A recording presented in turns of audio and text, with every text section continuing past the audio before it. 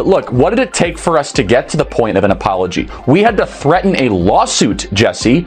And by the way, we're still entertaining it. We're talking to some of the best lawyers out there that are experts in this. And as you know, these things can be very complicated. There's a lot of facts and circumstances around it. But we're not going to let this go, because you should not be able to smear 5,000 high school and college kids and then just be able to walk away with it. And the reason they felt they needed to do that, Jesse, is because if they told their audience the truth, that when gas is the most expensive it's been, flights are super expensive, that 5,000 kids decided to spend a weekend in summer traveling across the country to go hear from conservative speakers, maybe the audience of The View would think twice about all of their ideas. That's why they felt so compelled to try to smear our wonderful summit this last What happens when Charlie Kirk slaps The View with a $100 million lawsuit and Sunny Hostin implodes on live TV?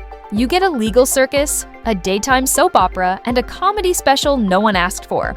Watch as Sunny spirals, Whoopi fumes, and Charlie plays the victim like it's his full-time job. Emotions run high, lawsuits fly, and the drama is so raw, even Judge Judy would throw in the towel. Someone breaks down first.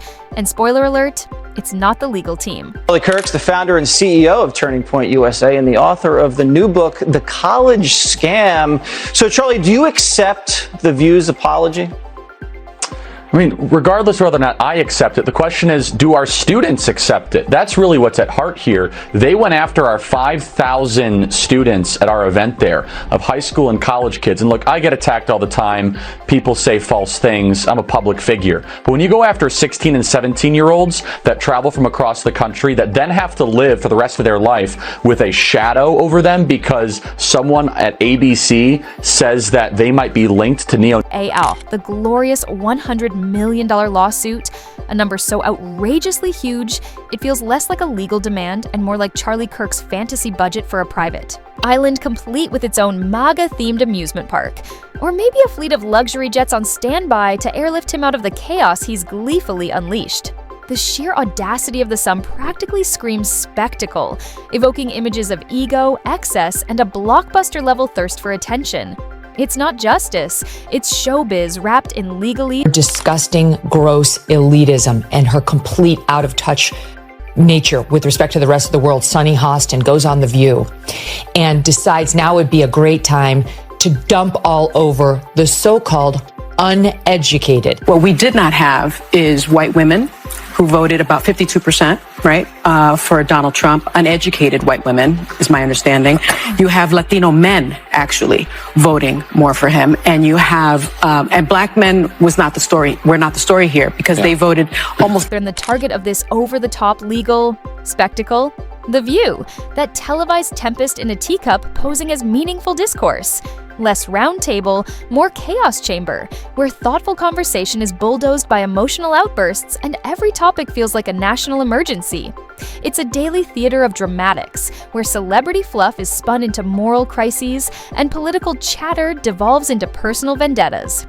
Think talk show meets soap opera with a side of caffeine-fueled combat. You didn't go to college doesn't mean you're stupid, and it doesn't mean that you don't have wisdom. You can go to college and get a bunch of irrelevant facts about how men can allegedly give birth or whatever they teach. But I said this to our team.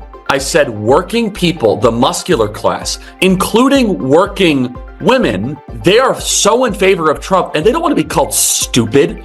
Picture a roundtable of professional interrupters who treat eye rolls like master strokes of debate. For years, this clucking congregation has peddled outrage as wisdom, wrapping empty noise in the guise of truth.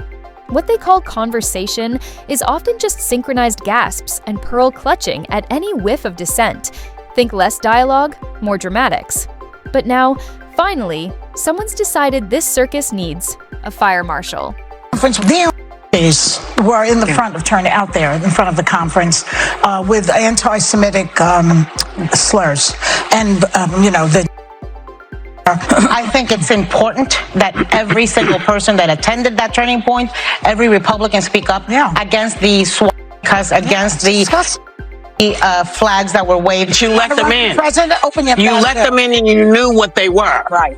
Enter Charlie Kirk, a man who didn't just clutch his pearls from the sidelines, but marched straight into the lion's den, shook hands with the tiger, and dropped a $100 million lawsuit like a mic. But make no mistake, this isn't just about the money. It's about drawing a hard line in the sand against the smug, self-satisfied noise machine that dresses up certainty as wisdom and hysteria as enlightenment. Kirk's legal grenade isn't so much a case as it is a cultural intervention. He's not merely suing a daytime talk show, he's challenging a media megaphone that's turned emotional overreaction into a business model. This is less courtroom drama, more ideological exorcism. His lawsuit reads like a cease and desist to the cacophony of screeching masquerading as insight, the endless echo chamber where volume is mistaken for value, and indignation is confused with intellect. This isn't legal theater for vanity's sake. It's a pointed takedown of a media ecosystem that's let performative outrage shape public discourse. Kirk's filing is a rare, possibly quixotic, stand against the soap opera of self-righteousness that has somehow come to influence real opinions and policy debates. By aiming squarely at The View, he's targeting the entire spectacle of faux intellectual theatrics. And in a world where daytime TV often feels indistinguishable from parody, someone hitting pause and shouting enough might just be the plot twist we didn't know we needed. With a shocking apology just a short time ago from the ladies of The View to Turning Point USA. A war of words broke out after the conservative group was rallying the next generation of voters at its youth summit in Tampa, Florida this weekend. And the liberal panel just couldn't help themselves. The group sent a scathing cease and desist letter after hosts on The View suggested that Turning Point had embraced neo-Nazis who showed up outside. Let's be brutally honest. The View isn't a talk show. It's a midday melodrama dressed in clashing prints and even louder opinions.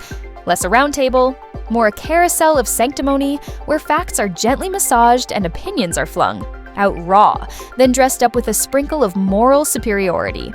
Leading this chaotic potluck is Sunny Hostin, who traded her courtroom gravitas for cue cards and daytime spotlight. These days, her law degree feels more like a status symbol than a tool. Tossed around with the energy of a lifestyle influencer peddling legal jargon like it's the latest wellness hack. But now, irony has arrived wearing a suit and tie. Because Sunny finds herself entangled in a very real legal battle. And this time, it demands more than caffeine-fueled quips and televised indignation. Let's skip the knee-jerk claim of silencing women. This isn't about muzzling voices, it's about accountability. Opinion isn't a shield against consequences, especially when those hot takes start to resemble targeted character. Assassinations. Charlie Kirk's lawsuit isn't just theater, it's a reckoning, a demand for receipts after years of verbal hit and runs dressed up as civic discourse. The legal fire knocking on The View's door isn't censorship, it's the price of unchecked performance finally coming due. The audience a little bit. Donald Trump won by less than a point in Wisconsin, about 28,000 votes. He won by a point-ish, 1.2 in Michigan. And then he won by 1 point in Pennsylvania. And so, Megan, it is conceivable that without this record movement of youth vote, he doesn't. For over a decade, The View has functioned like a hall pass for unchecked rhetoric. Where nuance gets trampled, dissent is steamrolled, and smugness is served with a side of faux empowerment. What's been marketed as bold, unfiltered commentary is often just ideological theater, crafted for viral moments and standing ovations. But somewhere between applause breaks and sponsored segments, they forgot a basic truth. Broadcasting opinions to millions carries weight, and sometimes legal consequences. This isn't some twisted David versus Goliath tale with the roles reversed.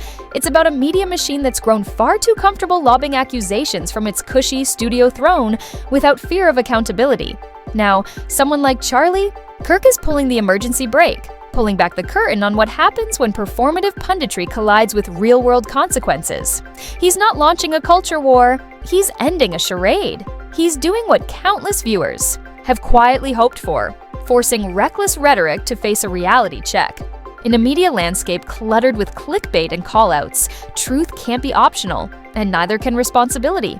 So when the next episode airs, maybe skip the popcorn and grab a legal pad. The age of televised immunity is cracking, and honestly, it's long overdue. She's specifically there referring to the women, but of course, it's the non-college educated men as well who voted for Donald Trump. And the nerve of this woman to whom the country has given so much to try to dump on people who didn't go to college. Look at you, look at your achievements. How do you like the so-called uneducated now? Let's be clear. This isn't a crybaby tantrum. It's a calculated power move. Charlie Kirk isn't sulking. He's flipping the script on a show that's built its brand on demonizing dissent. He's forcing the queens of clamor to defend. Their commentary outside the protective bubble of applause breaks and cue cards. This isn't cancel culture, it's accountability, plain and simple. The loud are finally being told to hush. And the irony? Chef's kiss. The View, a show that wraps itself in the flag of free speech, is now being asked to explain just how free that speech was when it smeared a public figure for the sake of ratings. Sunny Hostin might want to revisit her legal textbooks, because this lawsuit isn't a vanity stunt, it's a reckoning. Cue the panic at ABC.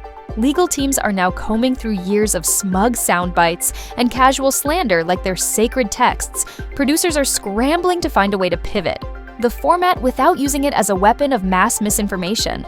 Meanwhile, the hosts, perched on their velvet thrones, are starting to realize that courtrooms don't come with studio audiences to cheer them on.